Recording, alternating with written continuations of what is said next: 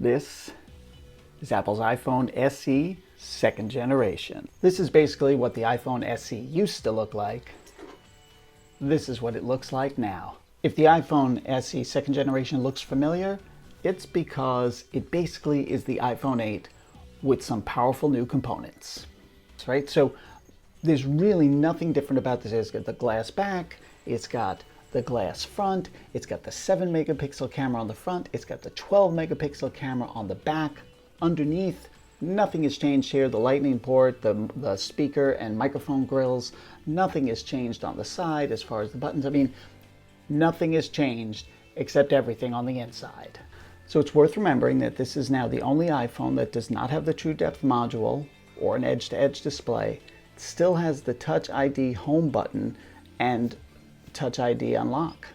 So while the iPhone 8 had the A13 Bionic, the iPhone SE second generation, it gets the A13 Bionic, which is the same CPU that you'll find in the iPhone 11, 11 Pro, 11 Pro Max. So what does it mean having the A13 Bionic inside of a 4.7-inch iPhone? It means that there's as much power in this little guy as there is in some of the bigger and more expensive iPhones. So what does it mean having the A13 Bionic CPU inside this small iPhone? It means unlike the previous iPhone SE, this guy supports augmented reality. So this iPhone SE does something that really no other single front camera iPhone has ever done before.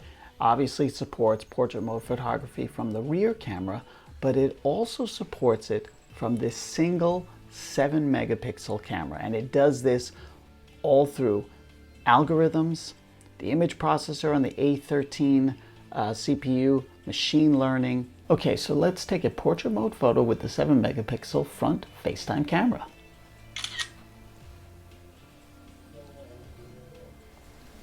That's not bad. You can see the blur in the background. We can change the aperture, so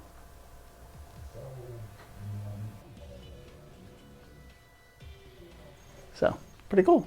So one thing portrait mode cannot do on the iPhone SE is take pictures, portrait mode pictures of things that are not people. So no pets, no plants, no inanimate objects, unless they look just like a person. If you were planning on buying the iPhone SE second generation specifically so you could take portrait mode shots of your pets, you might want to think twice.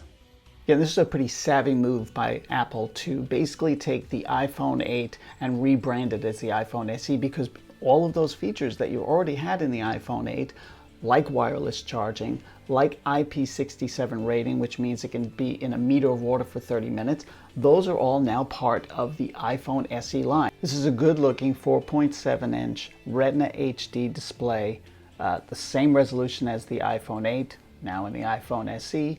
The phone itself, it feels nice in the hands. It's nice, it's small, it's easily pocketable. But if you're used to a larger screen, you have to get used to the smaller screen. A couple of things you want to know. Yes, it's a dual SIM, which is SIM and an eSIM. It also starts at 64 gigabytes of storage. Now that's double of what the original iPhone SE had, but it's basically what you would have gotten with an iPhone 8. It's smart. I'm glad Apple's doing it. I would love to see them start to make the baseline for all iPhones 128 gigabytes.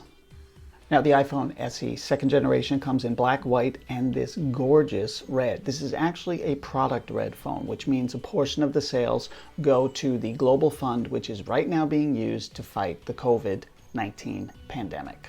So what do I think? You know, for people who still want a small iPhone and also want an incredible value, $399 for an iPhone 8 design in an iPhone SE that's running the A13 Bionic chip, that's a good deal. Thanks for watching. If you like this video, remember to rate, review, and subscribe.